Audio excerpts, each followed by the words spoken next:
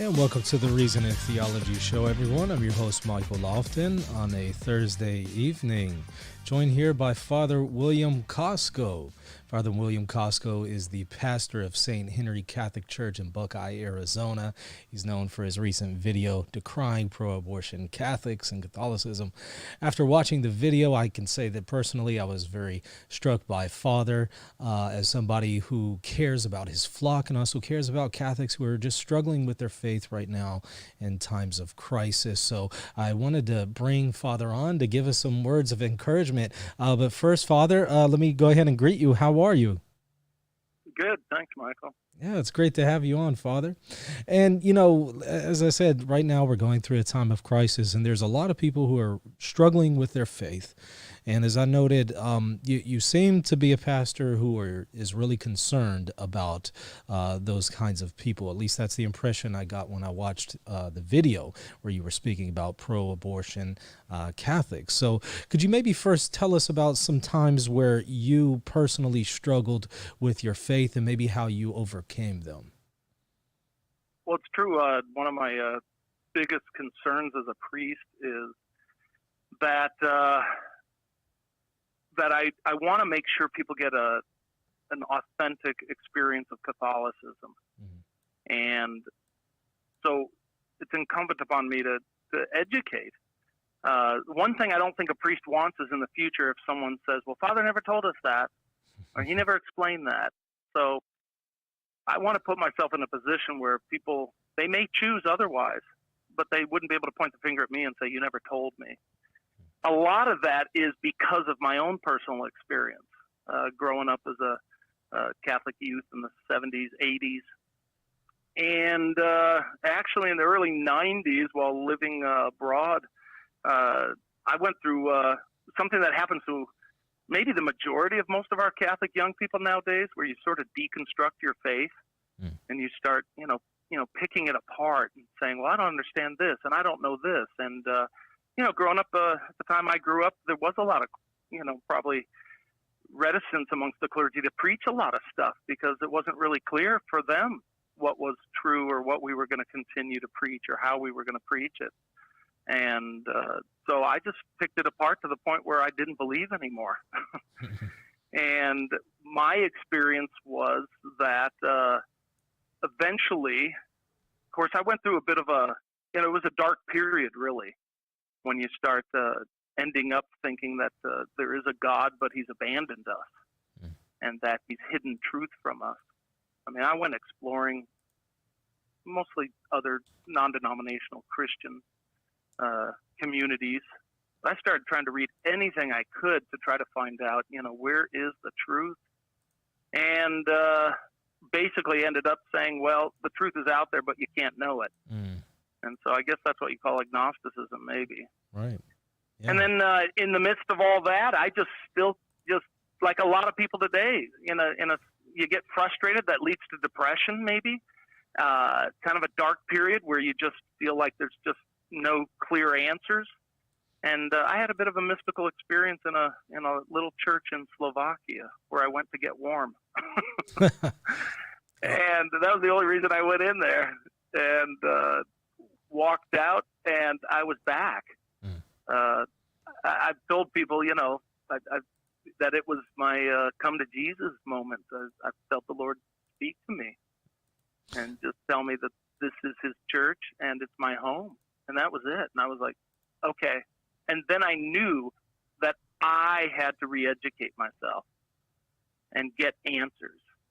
And so I went in search of answers, and whether it's in books or writing to people, and I reconstructed my faith that I had left in the ruins. And so, are you able to speak about that experience that you had, Father, or would you rather not go into details there? You mean the details of when I came back? Well, the experience that you had when you went into the church. Yeah, I'll tell you. I mean, I've written about it. I don't talk about it too much. Yeah. And I try to make sure that people understand, especially like if you talk to someone discerning the priesthood who thinks, oh, I have to have a voice speak to me. And I'm like, no, but for those of us who are, you know, understand the spiritual realm or the mystical realm, that verb, speak to me, can mean a lot of things, but in some way or another, we use those terms. Mm-hmm. I felt the Lord speaking to me. But this was not a call to the priesthood. The background of it is, like I said, I had kind of read my way out of the Catholic Church, and being in Eastern Europe in 1991, things were no longer communist, but they kind of were still. You're in that transition period. And I was in a little village going to church on Sunday with like 3 or 4 babushka women. And babushka is the older ladies, that have their little black, little kerchiefs on and stuff. And they're the sweetest ladies in the world, but there weren't too many young people or families there. It seemed like an old-timers thing. And people started questioning me because they saw me. And they said, why are you going to this church? What do you believe? What does God do for you? You believe in God? I don't believe in God. We get the same pay. You believe in God? I don't believe in God. It's still raining today. How does believing in God help you in any way? And it was a challenge for the first time in my life to say, how does believing in God change anything? And then probably started really trying to explain my faith, and I realized I couldn't. That I just was not well educated. And I hate to say it, but my first degree was from a Jesuit university, Loyola Marymount University in Los Angeles. Mm-hmm. And so I went to Jesuit university. I still didn't know my faith. I never understood what communion was till I was 29. Wow. I mean, if you'd asked me what's Eucharist, I would have just said, I don't know. It's what we do at church, Last Supper. I really didn't. I don't know what I would have said. I'm sure I would not have said anything intelligent. But as I started saying, well, what is it that I believe? And I couldn't really figure it out. I said, well, if you can't explain something, then you must not believe it. And so I said, well, I guess maybe I don't really believe this. And then I started just attacking it like, again, a lot of young people do. How come it's like this? And it's what I call the spiritual temper tantrum. And I think it's very common. We have these spiritual temper tantrums for any number of reasons. And God, how come you didn't make it like this? And how come I can't understand this? And why would you allow this? And how come you let my grandmother die? And boy, we turn against God like little kids and we just sulk in the corner. But that then led to me saying, okay, I need to find where truth is.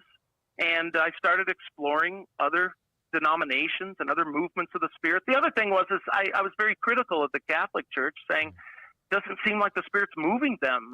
In Eastern Europe, there seemed to be a lot of effort to get some of their property back. Meanwhile, some of these evangelical groups, they were preaching the gospel. And I felt drawn to those groups, the fellowship. But every group I experimented with ultimately left me like saying, well, this really isn't completely intelligent or logical. And I ended up in sort of a bit of a dark phase of my life, just feeling, that God had abandoned us. Well, a group of people, we went up to Slovakia for a ski vacation in 1992. And we wanted to be up there because at the stroke of midnight on December 31st, January 1st, 92-93, Czechoslovakia would divide into 2 new independent republics, the Czech Republic and Slovakia. So they said, it's going to be a great party. So you want to be in Slovakia when they become a new country. And I'm Slovak from my dad's side. So I said, yeah, I'm definitely there.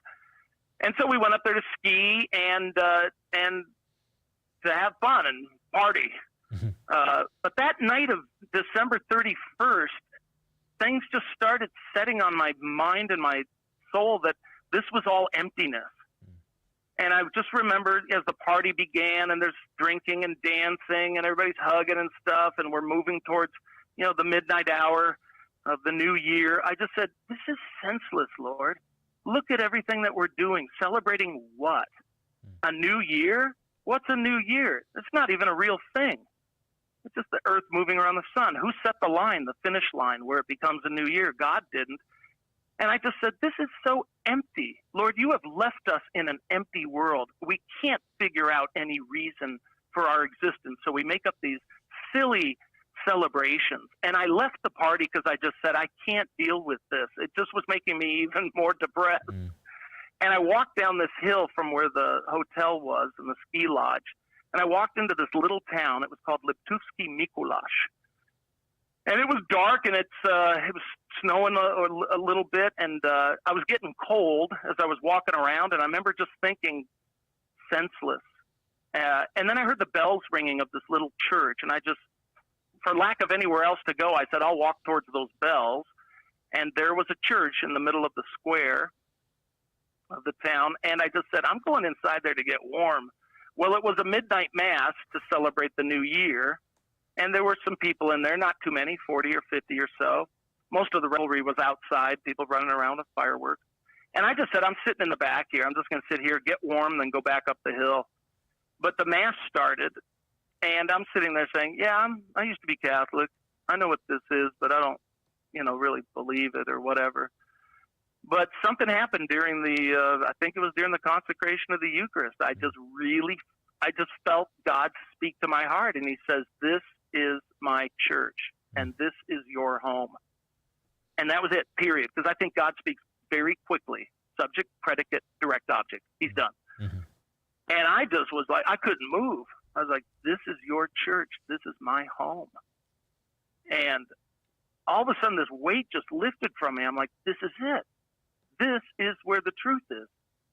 So after that mass, all of a sudden the fireworks are going off because now it's January 1st, 1993. And I just was like, man. And I walked out of that church and it was snowing and people were celebrating. And I was kind of celebrating because I knew where I had to go. Mm. And I ran up that hill and got to that ski lodge, grabbed my backpack immediately, said to everybody, they're like, hey, Billy, aren't you going to party? And I'm like, I'm out of here, man. I ran back down to that town, jumped on a train, and by hook or by crook, jumped around till I got myself back to Hungary where I was, stationed at the time. Mm-hmm. And I just knew I got to restudy. I got to start all over here because I knew that the Lord was saying, I'm not going to be your servant in that sense. You got to do some work. You got to figure out your faith. So you put up some work, okay? Because I'm not going to serve you on a silver platter like you want. And so I just began re-educating myself little by little. That's amazing, and also very, very encouraging to hear that God was moving in your life like that. I'm sure that's going to be encouraging for many of our listeners and viewers. Now, for those... where it helps me, Michael, so much as a priest?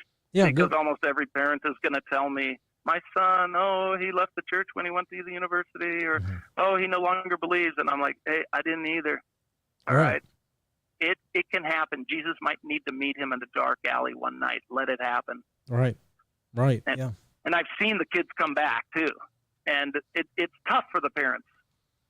But it does happen. So it's like, hey, let it happen. Yeah, I think a lot of us really need to go through that and have that encounter, a personal encounter with Christ. I know I went through it myself. There's still some, however, that are confused today. They're faithful, but they're confused, and especially scandalized by church scandals. And I imagine quite a few people come up to you, as a priest, and they ask you for advice in this area. What do you normally tell them? Well, it's pretty easy. You can go back to the first days of Christ with the apostles. Remember, the apostles, until the resurrection, they almost never had a clue as to where Jesus was leading them. And then John chapter 6, that just lays it out right there, the bread of life discourse. And Jesus is just continually repeating this, eat my body, drink my flesh, after he's fed them the day before with the multiplication of the loaves and fish.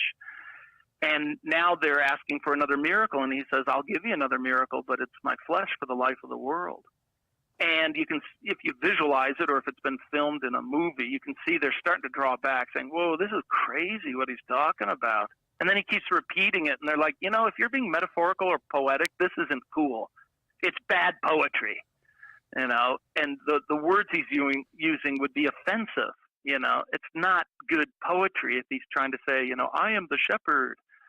No, saying gnaw on my flesh, with the Jewish understanding of, we don't touch blood. What? And then right there in John chapter 6, 6:6, which is kind of ironic. It's the only 666 in the New Testament. Right. And if 666 represents the Antichrist, and Antichrist could be defined as coming to know Christ and then leaving him, to be against him after coming to know him, because the devil knows God. He rejects God. What does 666 say? John 6, chapter 6, verse 66. It says, after this, many of the disciples drew back and no longer walked with him. They just said, we can't take this anymore. It's just classic. And that's by accident almost, or Godcidence. But then Jesus turns to the apostles and he says, and what about you? Will you also go away? And so then again, Simon Peter, who's always, the one who speaks for the group, he says, Lord, to whom shall we go? I mean, we have come to believe that you are the Messiah. We got nowhere else to go here. And sometimes we have to really read that and say, you know what? It's always been this way. That we're going to have moments where we just go, I don't know what to do. And it's like, do you really have anywhere else to go? Have you come to believe in Jesus as your Messiah? And that he has let you know 2,000 years later about his name? Well, that's through his church. You don't know his name, but that there's a church. If you say, I don't need the church, then you wouldn't even be able to say the name Jesus, because it's like, where'd you get that word? Where'd you get that name? Who told you that? Well, all I need is my Bible. Well, where'd you get that Bible? Did you write it? Did God give it to you? No, come on, use logic here. I mean, this came through the church. So where do you have to go? You can't separate yourself either from Jesus or his church. So no matter how frustrated we are, we just have to say, I got nowhere else to go. And I think God will reward those who just say, I'm as confused as anyone. I'm as frustrated as anyone. And there's nowhere to go. And that's a good thing. It's not like we're cornered. It's like, hey, when you signed up, this is what you signed up for. All right. I mean, why do people forget Jesus on the cross? I mean, you signed up for this faith. Right. And then when that cross shows up, we're like, oh, I'm out of here, which many have done. I mean, It's sort of like, could you really do that? I just don't see how we can think that this was not going to happen to us individually, that we would be very disappointed. Yeah, it would frustrated with things. It would definitely seem to be the case that if the head of the body suffered, the body itself would suffer as well. So that definitely makes sense. Now, recently. Yeah, Jesus. Oh, go ahead. Jesus is suffering for this. If we're not preaching right, if we're not leading right, if we're falling into whatever paganism, I mean, it bothers him. But if you want him to do everything for you, then he needs to take away your free will. And that would be the worst thing that could happen to humanity, would be to lose the divine image. It's worse than any crime you can imagine. It really is. And he won't do that, because that would be to deny himself. Oh, I gave you my divine image, now I'm going to take it back. He's like, no. So there will be scandals, but he's on the cross for those scandals. Yeah, and like you said, I mean, where else would we go if this is really of a divine origin? There is no other alternative but to stay put and suffer with Christ at the foot of the cross. In your video that I referenced earlier at the beginning, you were speaking about the issue of abortion. Now, this is a very touchy one in Catholicism, since there are some people who identify as Catholics, but then they will promote abortion. And you did a homily speaking against this. What made you decide to speak out against it, knowing how touchy this is these days? Well, I'm going to blame it on the coronavirus, because I had just gotten over COVID myself. I actually did very well with it, and it gave me a boost of energy. So when I got back to my parish after the 2-week quarantine, I was like, man, I gotta share something. I hope this doesn't sound selfish, but I don't mind working hard, but it irritates me, and it probably does everyone, when more work is given to you. Or it's just like you have to work harder when you're already working hard. So here we are as priests trying to elucidate the teachings of the church and be clear about it, and not yell at people or, condemn them. We're just like, hey, I'm just going to lay it out here. In a sense, Protestant denominations often will hire their pastor and they'll interview him and say, what are you going to preach about? Well, in a sense, the priest, when we're interviewed, if you ask, what are you going to preach about? We'd say, Bible, catechism, okay? And then when we preach about it, sometimes people say, I don't want to hear that. It's like, well, you hired me to preach about this. And so it's hard enough sometimes. So you have to work very hard to say, do you understand some of these things? And not just moral things about afterlife or prayer. It's not always moral issues that we're struggling to get people to understand, or the nature of God, or why God permits things. And you're working hard for that. And then something comes along where it sort of just kind of trumps everything you've done.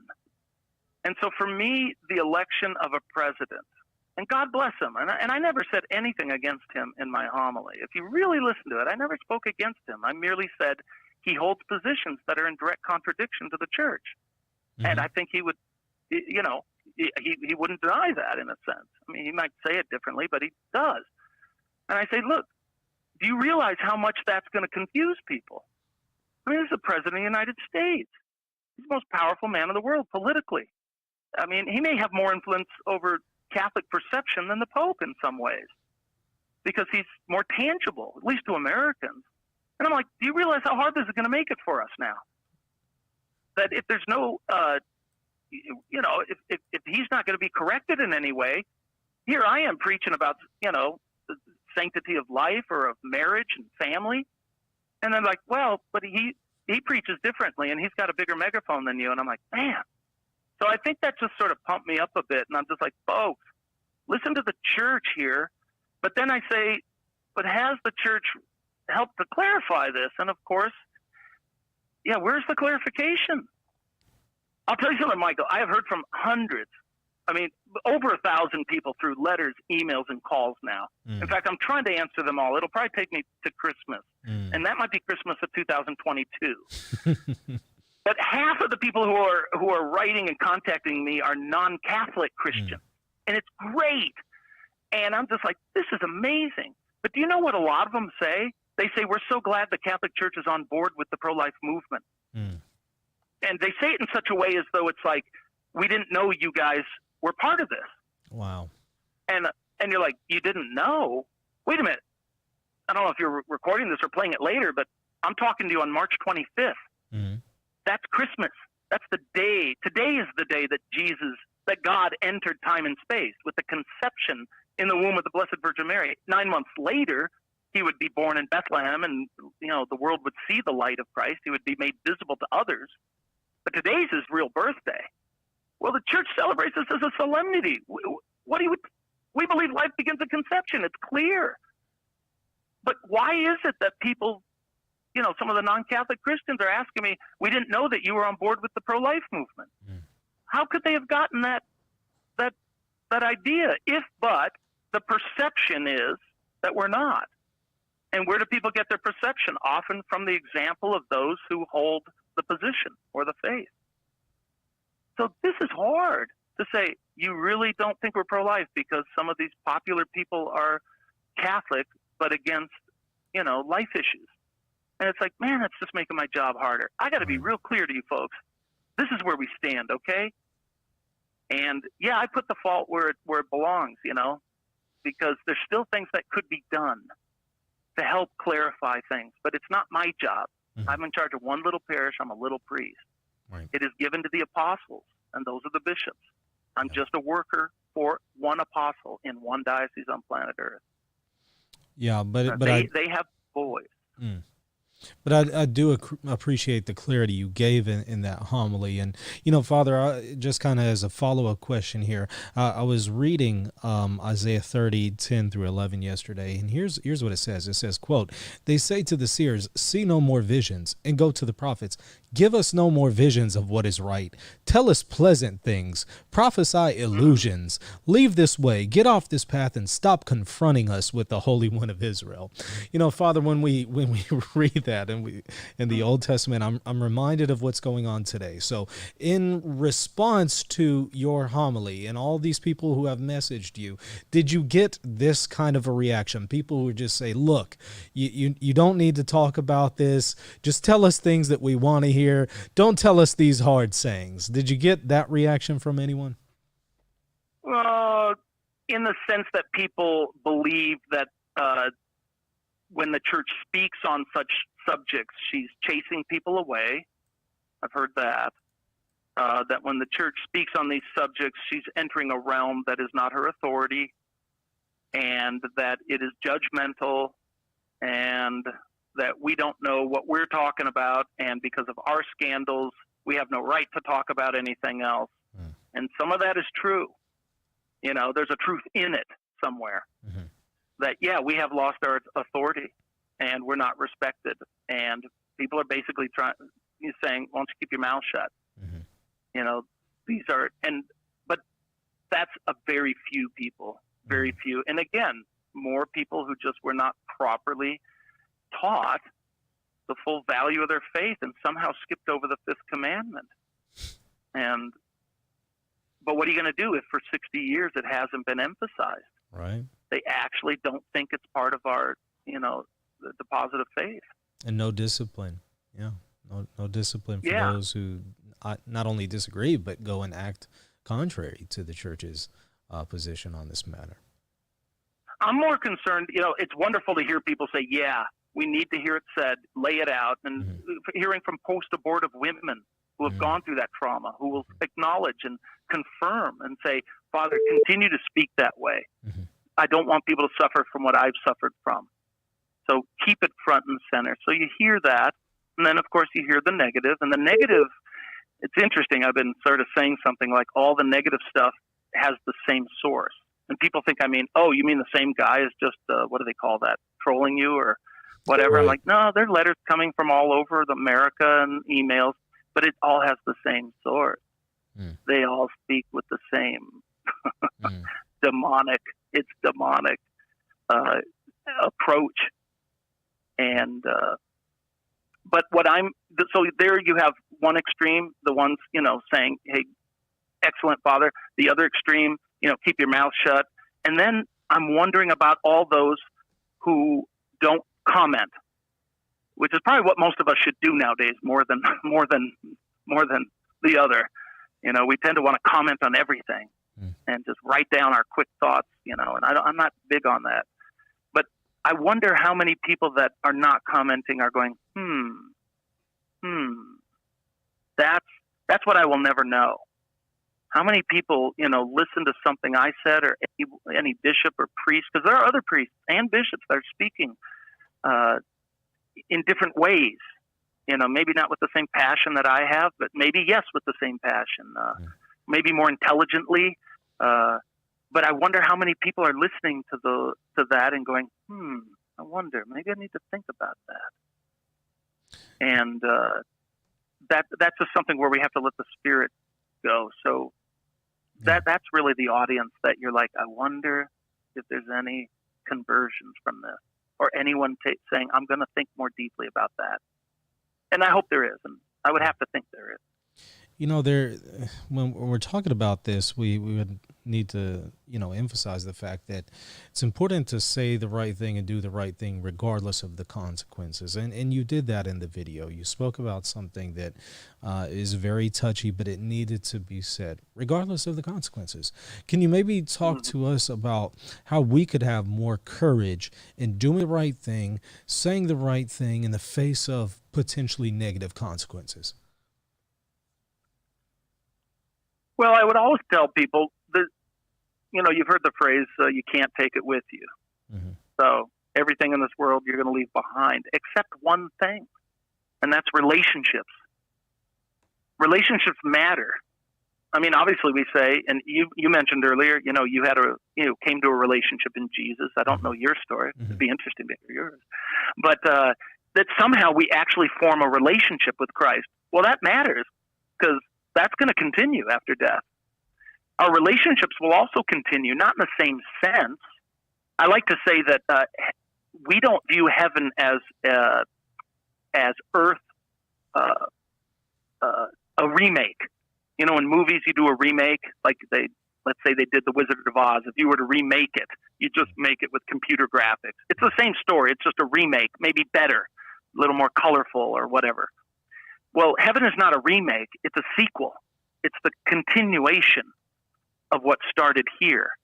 And so relationships deeply matter. Our judgment day is largely dependent upon our relationships. And Jesus lays it out in so many ways. How do you treat others? Do you love your neighbor as yourself? Do you look to them and see that, they're as important as you are? So we have to look at saying, how can I preserve relationship when I stand up for truth? Because it does matter. There are times where we have to admit it won't.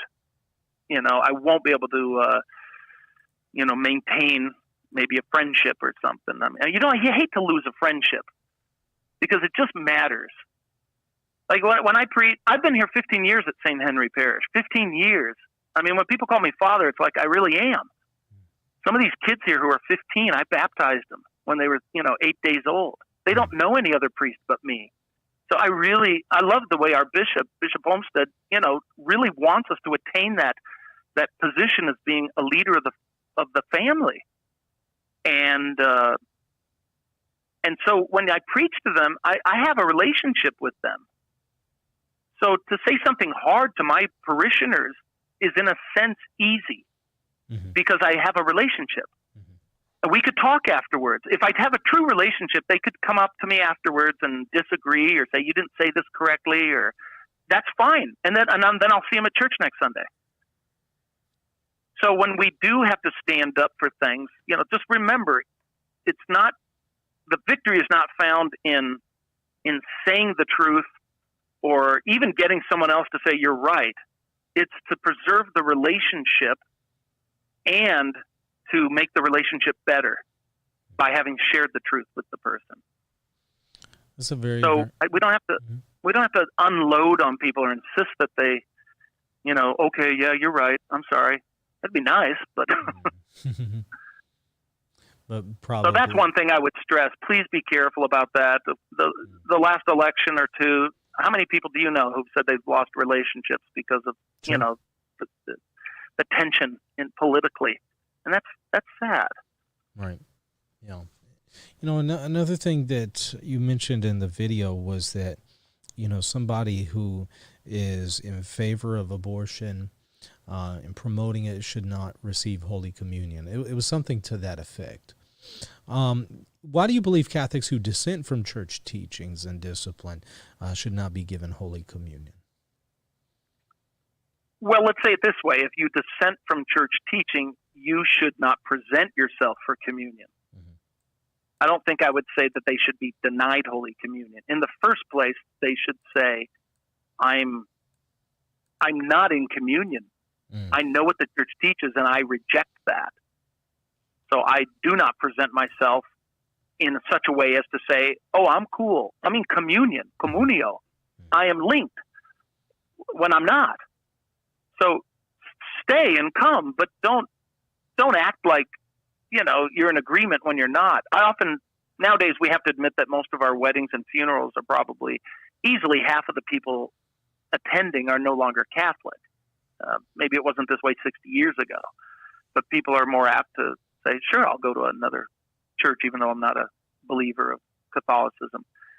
We do have to say something when it's time for communion, and especially perhaps because of the way we distribute it, that people just think like, well, I'll get in line. You have to say something like, to receive communion is not only to say, I do believe that is the body, blood, soul, and divinity of Christ, but I also have to accept that it comes to me through the church. That when it's placed on my tongue or in my hand, the priest is where did he get that? Or if you use extraordinary ministers or a deacon, how did that get to you? It came from someone's hand. Well, where did they get it? It doesn't grow on a tree. They didn't order it online. Where did they get that Eucharist? Well, a priest prayed over it. Well, where did he get the authority to pray over it? Well, a bishop told him when he ordained him. Well, where did that bishop get his authority? It brings us all the way back to the church, to the apostles, to Christ. Mm-hmm. So when you present yourself for communion, you are submitting to the authority of the church. And if one does not submit to the authority of the church, who declares that life begins at conception and we have no right to end that life, no matter what the circumstances of its conception, then you should not present yourself for communion. If I happen to know that someone is pro-abortion, I don't think a priest should, for a layperson, deny communion. I mean, the person has a wrong belief. I don't know if the person's acting on the belief. That gets into another area there. But when you are a public figure who has done things to expedite the destruction of human life or the family or marriage, you can't claim communion with the church, not full communion. And so the acceptance of Eucharist is not a submission to the authority of the church, and so it's not real. It has a falsity to it. And so for public figures, they can't hide. A lot of priests will say, "Well, I don't know if he went to confession an hour before communion." No, if you're a public figure, their confession would be public. They're not allowed to hide and say, "Well, I went to confession." They need to come out and say, "I made a mistake in all my years as a senator or whatever, and I am now pro-life."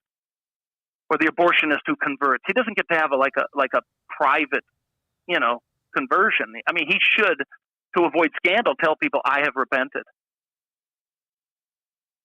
And so there's where it's like, the public figures who have done things and aggravated the situation and shown their lack of communion should not present themselves for communion. And if it fogs the whole issue up, should be denied communion. They should be told, "Please don't come up for communion. I'm not going to give you communion." I'd give them a heads up. Yeah, and I'm reminded, of course, of the warning against receiving Holy Communion in a unworthy state in 1 Corinthians 11. And not that anybody is worthy in and of itself to receive communion, but what he's talking about is where you have, grave sin on your soul that has not been confessed. So I'm definitely reminded of that in 1 Corinthians. Mm-hmm.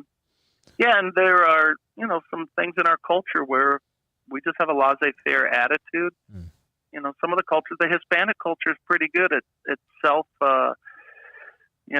taking, they seated a lot of them during communion, that they just feel like I need to go to confession, and they're a little bit more social. They know each other's sins in many ways. And so they say, "I'm not going to be a hypocrite. I may be a sinner, but I'm not going to act like a hypocrite."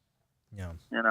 Yeah. And so it's, self-regulation in that sense. And we don't have it in the average American, or whatever you want to call it, Anglo culture and stuff. It's sort of everything's fine.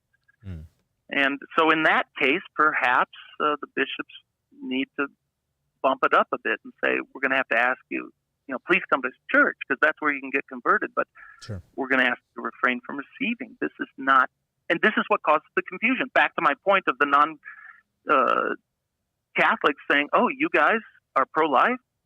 Well, why would they say that? But that they hear from known Catholics views that are contrary to Christianity. So they're confused, and then we're confused. So sometimes, there have to be some measures taken, but these aren't measures to punish. Right. They're just measures of honesty. Yeah. Yeah. Well, Father, I wanted to ask you, did you have any additional parting words of encouragement? We're coming up on the end of the interview here, but any kind of parting words that you had for us? There's something I said in the homily that a lot of people have seen, and I'll still emphasize. Not necessarily asking everybody to, join something, write something, protest, do something, like you must do something. We're simply saying, folks, if you just believe, things will happen. And I do understand that there are a lot of people out there who are like, "What sort of action should I do? I believe this." And I'm like, that's good. Let's just get people to believe and not feel that then, that they have to lead the charge. Some will be called to that. But if you could just hold the line. So when you are challenged, you say, "I'm sorry, I just believe." "Well, what about in this situation?" "No, I'm not going to give on that." And just hold the line. You don't have to get in anyone's face. But those who are called to action, those who are called to charity, that will come from that. I'm just like, can we get over the first, get over this speed bump almost of just believing that thou shalt not kill? Can we, I told someone else on a radio show, it's like people want to colonize Mars. I'd like to get the spaceship off the launch pad. So can we just get the spaceship off the launch pad? Well, what are we going to do about taking care of the women who are pregnant? Or what are we going to do with this and that? It's like, please, we will attend to that. Believe me. But my problem is I can't get it off the launch pad. Right. So, folks, thou shalt not kill. Got it? Okay. Marriage is a man and a woman faithful for life and open to life. Got it? Fine. All right. Family is the center of any civilization. Do we understand that? Good. Now let's talk about other stuff. Right. And now we can address the how we're going to deal with these practical problems. But, I mean, we can't even get past the very, very basics. Or even the theology stuff. I'm like, that's why I said something like, I don't care if you believe in the Trinity. It's like, well, of course you know I care. Right. But I'm like, but if you can't get the basics down, what are we doing talking about the hypostatic nature of, or union of the two natures of Christ? I'm like, what does it matter, man, if you don't think that God is the author of life? This is crazy. I'm pretty sure the demons believe in the Trinity as well. So just believing in the Trinity. I mean, that's great. You do well, as James says. But they know their enemy. They know who they're fighting against. Right. So, yeah, my parting words are please believe. Please believe. And if there are other things that anyone is like, well, I'm not sure I understand this, please don't throw a spiritual temper tantrum, all right? Find the answers. They're written. There are people who will help you. There are priests. There are lay people. Find someone who doesn't mind talking about God. And just please be like Peter, and just say, I got nowhere else to go. So I'm going to dig in even more. Well said, Father. Very encouraging. I really appreciate you coming on, giving us your time, and answering those questions and giving us words of encouragement. Thank you so much, Father. Thanks for having me, Michael. God bless you and your ministry. Thank you, Father.